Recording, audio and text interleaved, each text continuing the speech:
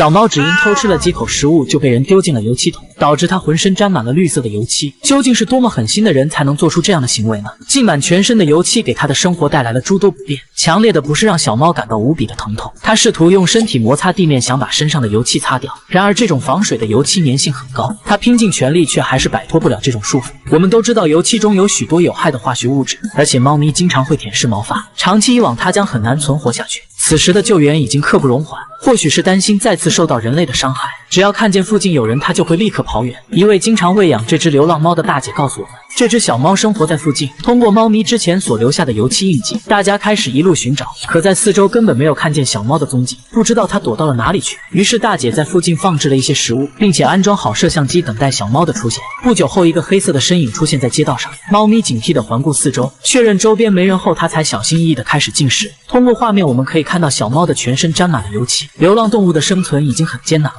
可为什么还是有人去伤害它们呢？救援人员想试图靠近，但警惕的小猫还是迅速跑远了，随后便消失在茫茫的夜色之中。第二天，通过大家的四处走访，在经过仔细打听后，救援人员在周围看到了小猫留下的油漆印记，路边还残留着它刮蹭的痕迹。跟随着猫咪的足迹，大家在河边上找到了它排出的绿色粪便，这也说明油漆已经进入了小猫的体内。听到声音的小猫躲在草丛里，眼神里充满了绝望和恐惧。看见有人靠近，它马上起身，然后从草丛里窜出来，快速逃离人们的视线。在奔跑了一段距离后，剧烈的疼痛迫使它停了下来。猫咪看起来十分痛苦，如果没人帮助，那么它可能活不了多久。傍晚时分，救援人员在附近布置了铁门，想通过诱捕的方式进行救援。不久后，一只黑猫出现在画面中，可它却并非是要救助的小猫。很快，黑猫被食物吸引走进了笼内，然而那只浑身沾满油漆的猫却迟迟没有出现。好在功夫不负有心人，不一会儿，小猫终于走了过来。饥肠辘辘的它径直走向笼内，此时黑猫就像看到怪物一般，马上转身从笼子里跑了出来。救援人员看准时机关闭了笼门，随后猫咪被送往了附近的宠物医院。兽医马上对小猫的毛发和皮肤进行清理。通过胃镜检查，我们发现小猫的胃里也充满了大量的油漆。原来这种防水的油漆含有剧毒，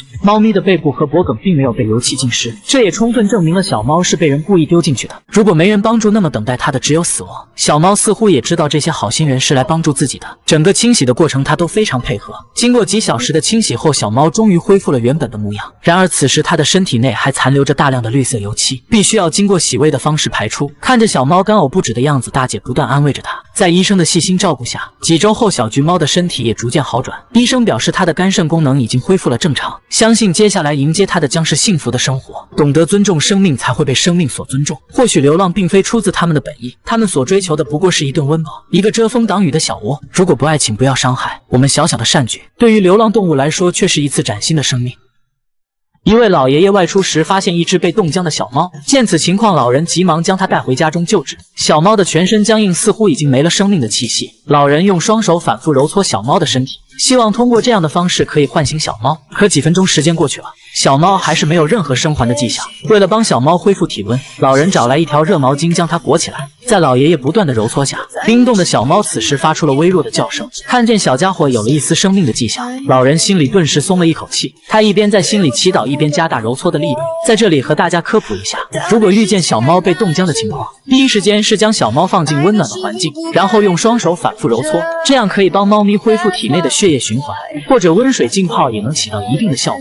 在老人不懈的努力下，小猫已经有了微弱的呼吸，但此时它还没有完全脱离危险。老人找来棉被继续之前的动作，在一番连续摩擦后，小猫的四肢终于有了明显的知觉，并且叫声也比之前大了许多。这是他第一次清晰地听到小猫的叫声。看到这一幕的老人很是高兴，想不到生命的力量是如此奇妙。此时的小猫虽然有了呼吸，但半个身体还处于僵硬状态。为了帮小家伙彻底恢复身体机能，老爷爷一遍又一遍地重复着之前的动作。几小时后，老人带他来到了阳光下。此时小猫已经可以缓慢行走了，但还是没法站立，走起路来也是摇摇晃晃。幸运的是，他已经顺利度过了危险期。由于小家伙一直没有进食，老人将小猫放到猫粮面前，希望它能吃点东西。然而小猫一直在叫，对于眼前的食物却没有丝毫想吃的意思。回到室内后，老人马上热了一瓶羊奶，这次小家伙没有拒绝，看样子应该是饿坏了。吃饱喝足后，老人将它放到了棉被中，可没多久小猫就爬了出来。由于之前被冻僵过，小猫的四肢始终无法支撑身体，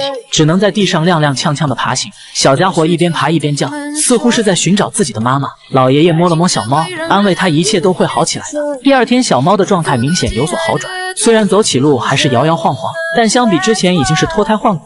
在老爷爷的悉心照料下，几天后小猫已经可以主动进食了，看起来就和正常的小奶猫一样健康。或许是知道老爷爷救了自己，平时不管老人走到哪里，小猫都要跟在后面，甚至还经常趴在老爷爷怀里排奶。1星期后，小猫已经完全恢复了活力，总是喜欢在家里蹦蹦跳跳，样子简直可爱极了。现在就连睡觉小家伙都要跑到老爷爷身边。有了小猫的陪伴，老人平淡的生活也增加了许多乐趣。只要一有时间，老爷爷就会陪伴他一起玩耍。话说，对于这样一只可爱的小猫，谁又能拒绝得了呢？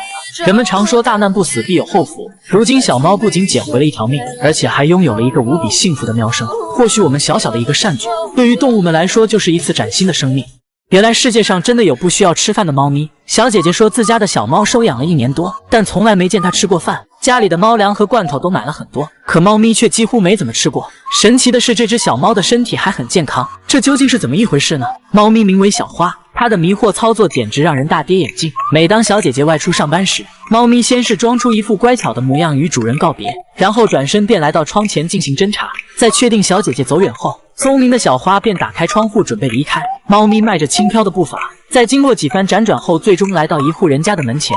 小花喵喵叫了几声，在核对完暗号后，屋主马上打开了房门。进门之后，猫咪先是象征性的与原住民打了声招呼，接着便径直朝着猫粮走去。看来别人家的饭永远是最香的。吃饱喝足后，小花躺在床上美美的睡了一觉。